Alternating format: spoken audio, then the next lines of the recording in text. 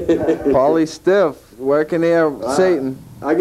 Paul, I got a few people I'd like you to speak to that always give me grief. I can't go out in this town because everybody wants a piece of me. Thank you. After this, Paulie, now, so you take a breather here, you're beating the devil's lights out. Then you work on the speed. Yeah, let's check out the speed bag, because this here is basically to help out you inflicting damage to your opponent. It's conditioning wind and getting your punches together, your combinations, building up your muscles, actual feeling the impact of hitting a target. That takes a lot out of you, Paulie, it seems. It does.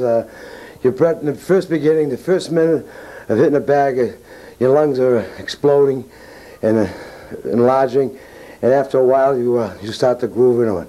I do about 15, 20 minutes, but at the beginning you're already losing your breath.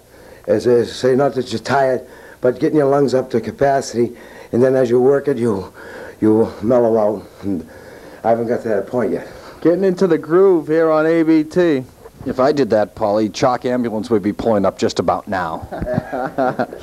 You make me feel good, eh? So you need bag gloves when you hit the small bag, or just the tape? You don't use them? I just use the tape. Your hands should be well taped at all times anyway. There's a way, a professional way you do it, taping your hands. So if they ain't taped right, you could really hurt yourself on this. You know? So what I'm going to do is do a little bit of the speed bag and in some rhythm form, then I'm going to take some pop shots at it. Most of the bag, as far as keep your hands up over your head to build up these very tiny muscles that you have in your shoulder, which are very hard to build up, and this is what the speed bag does. Timing and keeping your hands up above your head so they don't drop in the late rounds. And that's the only way you develop that part of the muscle of that shoulder.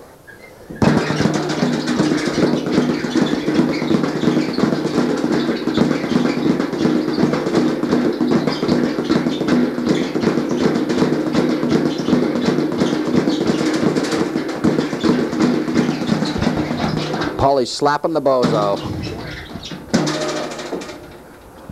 You know, Pete, I got one of those, you know those inflatable bozos that you hit and they come right back up? I'm the only kid in the history to get knocked out by one of them when it came back in a reflex.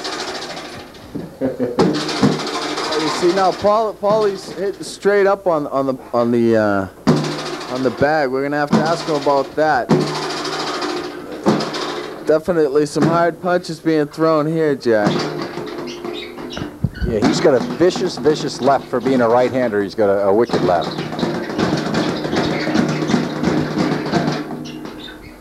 The main thing, though, like he said, is keep your hands up and protect your face.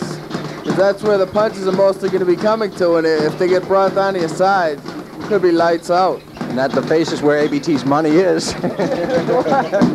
Oh, here we go.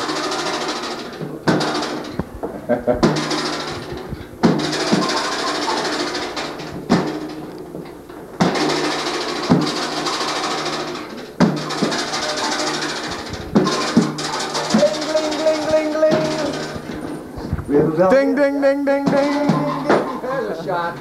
That's the one that knocked him out. That one, it's all over now. Wow. So about how long do you, if you're in the middle of a training session for a pro fight, about how long? 3 minutes. 3 minutes on the heavy bag, 3 minutes on the speed bag, 1 round, 1 minute rest. You do that same thing as you do in a fight. You work for 3 minutes, rest for 1. You have a time clock. It goes off a bell. Take that minute rest, go right back to it. How many rounds you're going to do. Same thing you do with the fight, you do when you're training. Aha. So you take the rest. What about jump rope and all, skipping rope? Jump roping is good if a little timing, a little more exercise, and mostly if you're jogging and running, sprints, and that's got mostly gets you in better shape than the jump rope itself. Jump rope itself is a little more of a little show business, let's put it that way. There's no business like show business. But it does help get you timing, keeps you active, and it helps you out a lot with your arm muscles and your leg muscles. But the jogging and the sprinting is the best. See, my style's always been throw the sucker punch and run. Get your shot in and run. The first one's always the most important. Here on ABT, though, we're bringing boxing back in a whole new light, in a whole new way, just the way we want you to see it. ABT, birthplace of the sucker punch.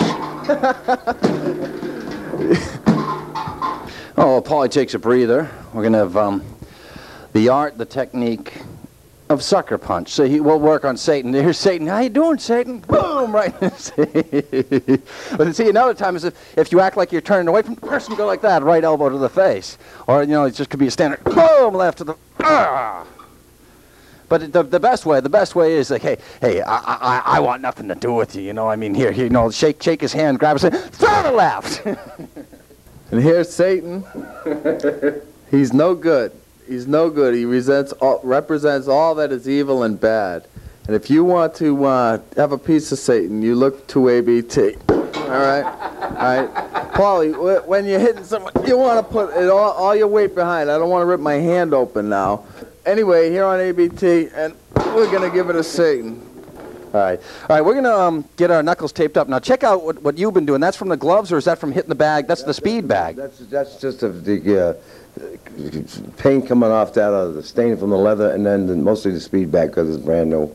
And it's like drawing blood, but you're just drawing color off the bag. You know? Well, I'm going to show you what it feels like when your hand is bandaged and bandaged correctly, what a difference it is. As soon as I'm through with your hand, you're going to want to hit something. And that's the way it makes you feel. All right. Now just put your sleeve up just a little bit here. You know, around those massive forearms. Like that. Open up your hand. That's it. Just keep it like that. When I say close it, you close it. Okay? When I mean close it, I mean you go like this. Okay? And then you open when I say open. Keep it wide open now. Wide open. Fingers spread. Always spread. Never close your fingers when you're taping your hand. There you go. Then when he's done, I'm ready to go to Benny's. Yeah, and a funny feeling I've heard that there's been so many fights at poor Benny's that... that Johnny Gags wants to start promoting there. Yeah, that he is closed right now. I don't know how much truth behind that, but that's what I've heard. Well, I guess we heard the bell. Peter McBean, our cameraman. Peter McBean. So now you got to, what's this cross piece? Okay, now you got to do the Now we put the tape in between the fingers. Turn your hand over, close your fist. Okay. Now, you're going to feel how this binds up. Turn your hand over again. So I can get this in. Do you feel that now? Yeah, so where do we go? For a beer at Jimmy's after this, Paul? Open. I think your camera will be a little better. You got some great opponents down there, including David and Paulie Jr. and open up.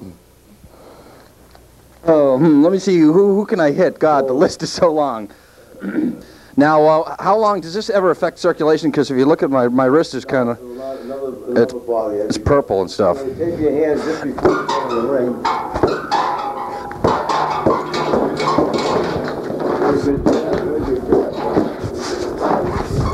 Want to throw the right? Take your time.